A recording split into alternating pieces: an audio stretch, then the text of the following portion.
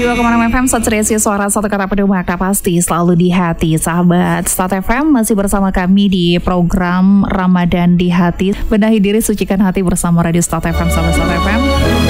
Di program Safari Ramadan, dan kali ini kita sudah kehadiran narasumber kita dari Stain Mandailing Natal.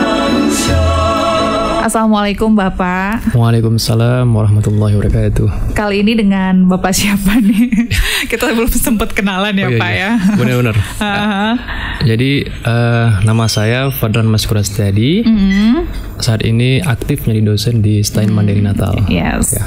Dan kali ini ya, karena memang selama bulan Ramadan kita ada program Safari Ramadan, setiap harinya kita membahas bermacam-macam tema ya. Nah, kali ini kita akan membahas mengenai makna dari surah Al-Baqarah ayat 183 ya, dari tafsirnya ya, tafsir sastrawan. Dari perspektif tafsirnya. Iya, dari perspektif tafsirnya gitu ya, karena memang kita sudah paham lah ya, sudah tahu lah ya dengan ayat 183 ini, surah Al-Baqarah ini ya. Sudah hafal di luar kepala malah. Ini tuh ayat yang berisi tentang perintah puasa kepada setiap orang yang beriman. Benar. Gitu ya, Nah, bagaimana nih kalau dalam tafsirnya Pak nih? Ya, terima kasih sebelumnya atas kesempatan yang diberikan kepada saya ini Kak. Terutama buat staf Star FM Penyambungan yang selama ini terus menjadi mitra dari Stain Mandailing Natal. Ya, sebelumnya ini saya kira inilah tema yang jarang dibahas. Jarang dibahas. Tapi dalilnya ini selalu disampaikan di setiap ceramah, kultum dan sebagainya. Mungkin kita cuma tahu artinya aja gitu ya. Tahu arti dan hafal di luar kepala. Tapi maknanya itu, makna tafsirnya itu dari mulai sisi linguistik bahasanya, bahasa penggunaannya itu barangkali kita masih jarang mengkaji dan belum tahu, bahkan belum tahu kita. Nah, makanya di kesempatan ini saya akan membahas sedikit mengenai dari sisi tafsirnya dan nanti implikasinya terhadap orientasi puasa itu, tujuan daripada puasa ini apa. Nah, kalau kita lihat dari ayat 183 surah Al-Baqarah ini, itu Allah menggunakan kata ya ayyuhallazina amanu. Nah, ya ayyuhallazina amanu kutiba alaikumusiyam kama kutiba alal ladzina min qablikum la'allakum tattaqun. Nah, dalam Al-Qur'an itu seruan ada beberapa macam, termasuk ya ayyuhan nas, ya bani Adam, ya ayyuhallazina amanu. Nah, kenapa Allah menggunakan ya ayyuhallazina amanu? Karena memang perintah puasa ini memang itu khusus ditujukan kepada orang yang beriman. Kenapa? Allah tahu puasa ini sangat berat, adalah ibadah yang berat bagi orang-orang yang tidak beriman. Tapi bagi orang-orang yang beriman, ini adalah ibadah yang insya Allah mudah dilakukan. Tapi bukankah kalau memang kita Islam, kita harus mengimani itu? Ya, karena orang Islam itu belum tentu dia iman. Ada yang fasik. Makanya ada istilahnya Islam KTP. Islam formalitas. Nah, banyak kita lihat orang Islam, orang yang memang dari lahir Islam, tapi tidak mengamalkan ajaran Islam. Nah, ini yang kita maksud, misal orang-orang yang fasik, gitu, orang fasik. Nah, orang yang beriman ini kan orang yang mengimani dan mengamalkan. Nah, mengamalkan dan meyakininya secara batiniah, secara hati. Nah, inilah orang yang beriman. Nah, kalau kita lihat arti iman kan seperti itu, kan? Meyakini dan mengamalkannya. Nah, ada orang yang hanya sekedar meyakini tapi tidak mengamalkannya. Nah, hafal doang gitu, rukun iman nih hafal nih. Nah, hafal doang gitu. Yang penting KTP Islam. Nah, jadi memang puasa itu memang yang pertama itu memang ditujukan kepada orang-orang yang beriman. Ya ayyuhallazina amanu. Kemudian kalau kita lihat selanjutnya, ya ayyuhallazina amanu kutiba alaikumusiyam. Nah, diwajibkan puasa ini kepada kalian. Kutiba alaikumusiyam.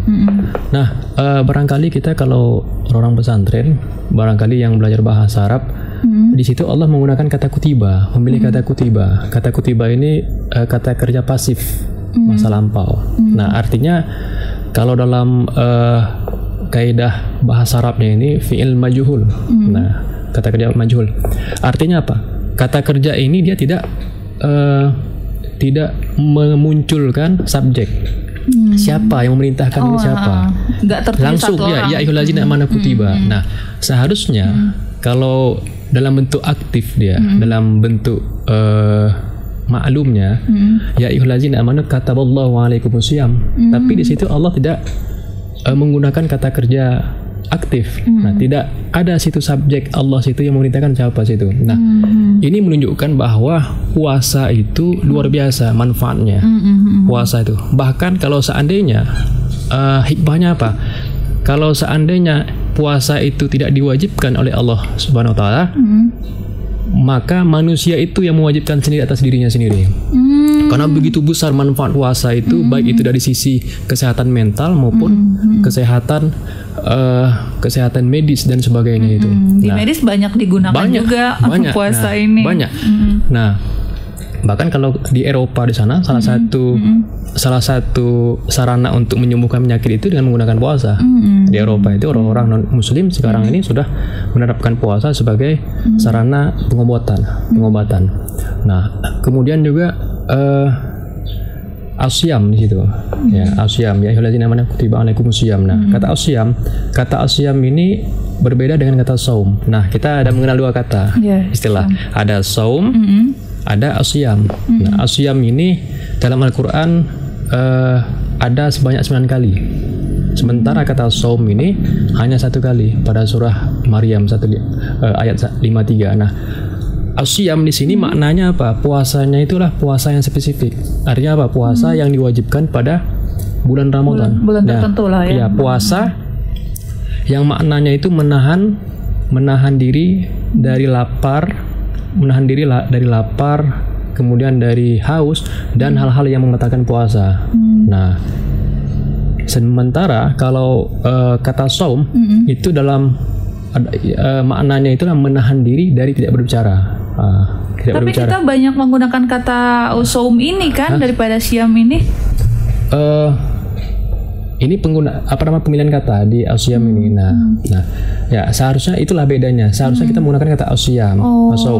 Nah, asaum ini maknanya itu menahan diri dari tidak berkata-kata. Itu makna hakikinya. Karena seperti dalam surah Maryam 53, ketika Maryam melahirkan seorang putra bernama Isa. Nah, kata Allah apa? Quli inni nazartu lirrahmani sauman falan ukallima yauman insiya.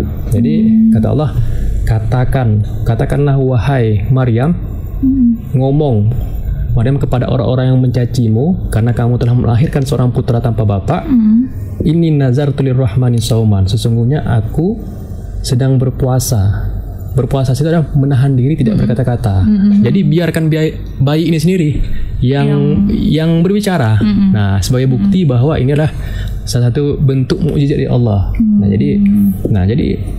Jadi makna saum di situ adalah menahan diri dari tidak berkata. Nah, sementara asyam di situ maknanya ya puasa seperti yang kita lakukan ini. Puasa menahan diri dari tidak makan dan minum selama bulan Ramadan ini. Nah, dan yang lebih menarik, kata puasa itu tadi kan muncul 9 kali dalam Al-Quran. Nah, 9 kali. Nah, ini bukan kebetulan. Coba kita lihat di urutan bulan Ramadan ini dalam kalender Hijriah itu urutan yang keberapa? Urutan ke-9. Nah, ini Masya Allah. Inilah satu bentuk ijazul Quran, kemujizatan Al-Quran. Nah, jadi memang kata asyam itu muncul 9 kali dalam Al-Quran dan bukan karena kebetulan, ini karena mukjizatnya itu. Bulan Ramadan itu adalah bulan ke-9 dari tahun Hijriah. Nah, artinya apa? Asyam itu memang khusus diperintahkan pada bulan ke-9. Nah, inilah makna puasa asyam itu. Nah, asyam. Nah, jadi ini luar biasa, makanya Allah tidak menggunakan kata asaum di situ. Tapi allazina amanu kutiba alaikumusiyam, bukan saum di situ. Nah, kemudian juga ayat selanjutnya kemudian dilanjutkan kama kutiba alal ladzina min qablikum. Nah, ini kan jadi pertanyaan. Pertanyaan sebagaimana diwajibkan atas umat-umat orang-orang sebelum kalian. Nah, ini menjadi pertanyaan. Karena selama ini yang berkembang di masyarakat ini, puasa itu setahu mereka itu adalah hanya diwajibkan pada umat Islam. Umat Islam. Sementara ayat ini mengkonfirmasi kepada kita bahwa umat-umat terdahulu pun, umat-umat sebelum kita pun ini, sebelum Islam pun ada, mereka melaksanakan puasa, dan ini tidak terbatas pada umat Islam aja. Umat Islam aja. Bahkan misalnya dalam tradisi Buddha, kita kenal puasa Uposatha misalnya. Uposatha. Di Hindu pun demikian, di Yahudi, bahkan dalam kitab Ibnu Faris Al-Fahrasat itu dia menjelaskan bahkan orang-orang Mesir kuno dulu penyembah matahari, mereka itu melakukan puasa selama 10 hari sebagai bentuk penghormatan kepada dewa matahari. Nah, jadi memang puasa itu memang tidak hanya dilakukan oleh orang-orang Islam saja, bahkan orang-orang non-Muslim, bahkan orang-orang agama Ardi, dan mereka melakukan puasa. Kenapa? Karena memang manfaat dari puasa ini sangat luar biasa. Nah, makanya kata Allah itu pakai kata kutiba itu. Nah, jadi kalau seandainya Allah nggak mewajibkan, maka umat Islam sendiri, umat manusia sendiri yang mewajibkan atas diri sendiri. Jadi begitu luar biasa puasa ini. Maka sangat kita sayangkan kalau seandainya kita ada umat Islam kan, yang memang puasa inilah syariat kita ini memang menjadi rukun Islam, tapi tidak melaksanakan puasa ini luar biasa. Saya kira kita sayangkan. Sangat merugi ya. Sangat merugi. Orang-orang yang sangat tidak rugi, melaksanakannya. Sangat merugi. Karena memang puasa ini terlepas dari manfaat puasa itu, baik dari sisi kesehatan, mental dan sebagainya, itu yang paling penting daripada tujuan puasa ini adalah la'allakum tattaqun. Agar kita menjadi orang yang bertakwa. Nah, karena inilah tujuan daripada hidup kita. Tujuan dari hidup kita. Kita bukan bukan ingin jadi orang yang kaya, bukan menjadi orang yang sukses, tapi kalau tidak bertakwa sama aja. Nah, makanya hubungan antara iman ya ayyuhallazina amanu dengan takwa itu sangat erat kaitannya. Jadi iman ini kan meyakini, Nah, kalau bisa kita kasih ilustrasi, misalnya di pasar lama, kata seseorang ada razia, kita meyakini nggak kita? Nah, kalau kita meyakini, pasti kita akan mempersiapkan helm, SIM dan sebagainya, kaca spion. Nah, sehingga dengan kita persiapkan itu, maka kita akan selamat dari razia. Nah, persiapan itu, bentuk persiapan semuanya itulah bentuk takwa. Nah, jadi nggak mungkin orang itu bisa bertakwa tanpa dia meyakini. Makanya iman dulu. Nah, iman. Tapi orang yang beriman itu belum tentu dia bertakwa. Nah, makanya Allah juga menggunakan kata la'allakum. Nah, la'allakum itu artinya kalimat pengharapan. Nah, dalam bahasa Arab itu kalimat litaraji, jadi pengharapan. Jadi kalau yang nama harapan itu bisa bertakwa, bisa jadi dia belum tentu bertakwa. Tergantung dengan puasa yang dilakukan, kualitas puasa yang dilakukan. Apakah puasa ini benar dilakukan sesuai dengan syariat, ataukah tidak? Atau hanya sekedar puasa awam, sekedar puasa menahan diri dari lapar dan haus saja. Tapi sementara hal-hal yang membatalkan puasa, hal-hal yang membatalkan pahala puasa tetap dilaksanakan. Misalnya tetap menggosip, ya kan? Dia puasa memang nggak makan minum, tapi tetap menghibah, menggosip, tetap iri, dengki. Nah, orang-orang yang tidak boleh dilihat. Iya, yang tidak boleh dilihat dan sebagainya tetap. Nah, puasa-puasa awam seperti ini tentu ini tidak bisa nantinya akan menjadi orang bertakwa. Nah, harus minimal puasa yang khawas, tingkat puasa khawas. Menahan diri lapar dan dahaga, hal-hal yang membatalkan puasa, dan ucapan, perilaku dan sebagainya itu. Nah, ini insya Allah orang-orang seperti ini, insya Allah nanti ketika setelah Ramadan dia akan menjadi orang yang bertakwa. Insya Allah. Nah, makanya bentuk takwa itu seperti apa? Seperti yang saya ilustrasikan, mempersiapkan diri. Nah, dengan kita meyakini bahwa akan ada balasan di akhirat nanti, maka kita akan melakukan persiapan sebanyak-banyak mungkin. Sebanyak-banyak mungkin kita cari bekal sebanyak-banyak mungkin, sehingga nanti kita di akhirat pasti akan selamat.